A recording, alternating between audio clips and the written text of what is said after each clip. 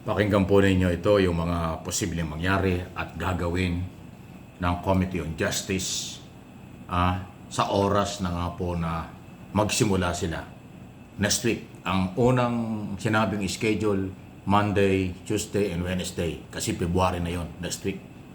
Ayon kay Congressman Jinky Luistro na chairman ng Committee on Justice. Pakinggan po ninyo ang paliwanag sa question and answer ng mga media dahil mahalaga po itong nanggagaling sa kanyang impormasyon kung ano nga ba ang pwedeng mangyari dito sa dalawang impeachment na nasa kamay na i-forward na ng Office of the Speaker sa Justice Committee. Kakailanganin pa ng more schedule for the purpose of determining form and substance.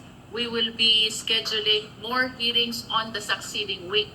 But for the purpose of next week, we are considering February 2, 3, and 4 Ayan, to be our initial hearing dates. Ano pong i-expect natin sa hearing? Ano po yung proseso? Ano daw ina-expect, ang inaasahan sa Well, of course, during the initial hearing, we asked the sponsors of the impeachment complaint to deliver their sponsorship speeches supporting the impeachment complaint, no? And then after that, we will be proceeding to the determination of sufficiency in form, no?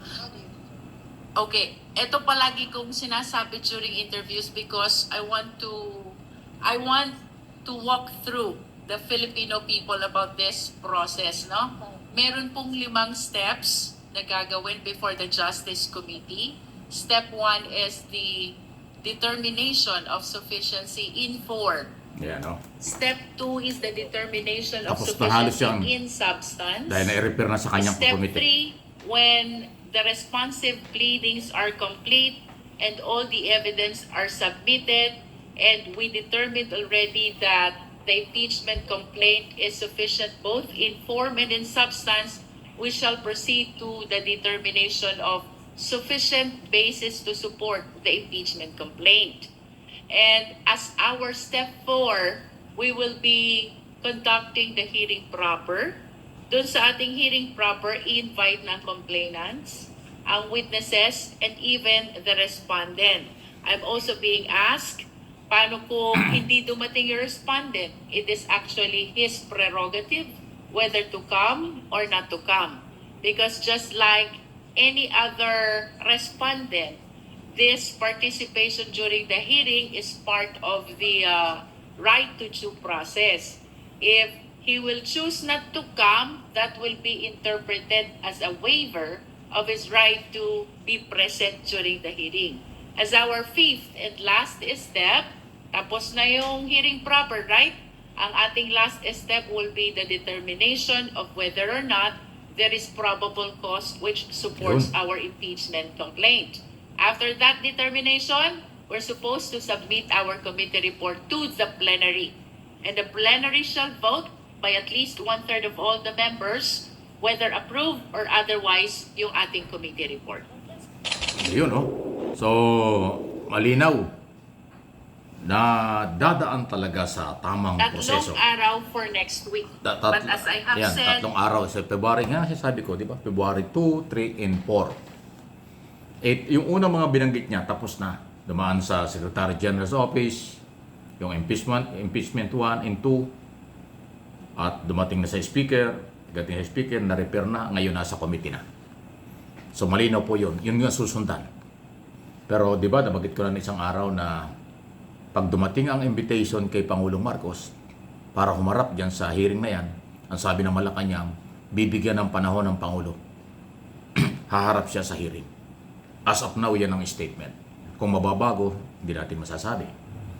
Pero, ang sabi naman ng Justice Committee Chairman, nasa diskarte na yon ng akusado. Iimbitahan nila. Pag dumating, okay. Pag hindi, okay lang din.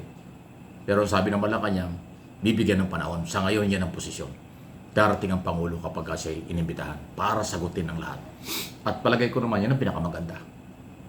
Kaya nga kayang gawin ng Pangulo yan kasi alam niya ang proseso, dating congressman, dating senador, alam niya ang impeachment process. Ayan. At pagka po yung dalawang yan ay tinalakay na next week, yan nga yung tatalakayin dahil na-endorse na.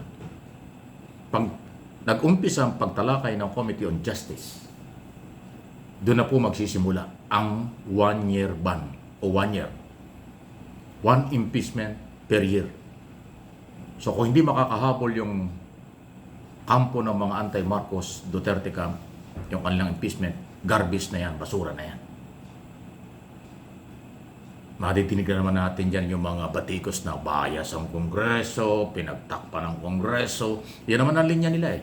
Kahit sa international court, yan din ang mga banat nila eh. Bias ang korte dito at sa labas ng bansa. Basta hindi na ibigay ang pabor sa kanila, inuupakan kaagad nila. Wala silang pakialam doon sa proseso. Kahit mga abogado pa yung mga yan, alam na yung proseso, nililin lang ang mga tao. Maniwala kayo, ngayon, ang ingay na nung kampo ng mga complainant doon sa pangatlong impeachment eh. Pinagtatakpan na daw ang Pangulo ng Kongreso. Kahit mo, mahilig silang mag-akusa ng ganyan. Natulog sila sa pansitan, naunahan ng una at pangalawang nagreklamo at sila'y pangatlo na. Ngayon, hindi mai-entertain yung kanila. Kinukondisyon na naman ang kaisipan ng mga taong kanilang kaalyado na mali ang Kongreso. Hindi. Alam nyo ang proseso, hindi nyo nasunod. Si Luistro, hindi nyo kayang takutin yan. Congressman Luistro, siyang chairman, at yung 38 mga member ng komite. Majority doon, majority talaga. Hindi nyo kayang takutin yun. Alam nila ang proseso. Di ba? Hindi pwedeng tumanggi ang komite kapag na-endorse ng speaker ang impeachment. Kahit na sinong impeachable official, ihihiring nila dahil trabaho yan ng komite. Kaya nga pinaliwanag ni Congressman Luistro, paano ang proseso. Pagka natapos ng hearing, kanilang tatalakayin ng komite kung merong probable cause o wala.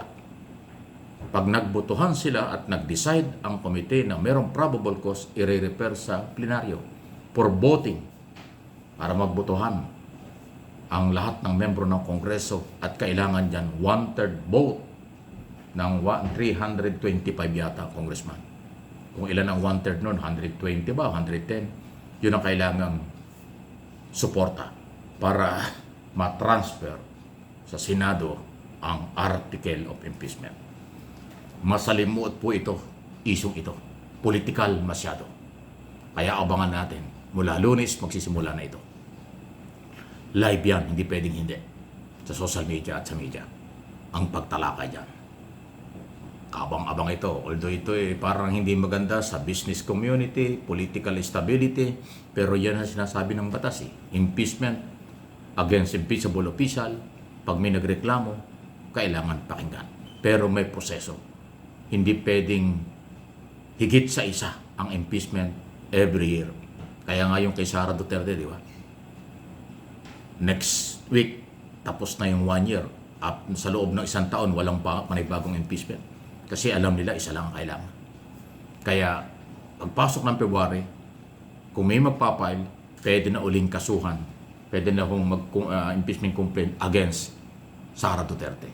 Hindi lang yung kay President Marcos. Kaya ho yan ang mainit na pag-uusapan. Huwag kayong malilingat. Babantayan ang aking mga channel at bibigay natin ang lahat ng impormasyon. Kasi nga, for information, for education, ang ating topic.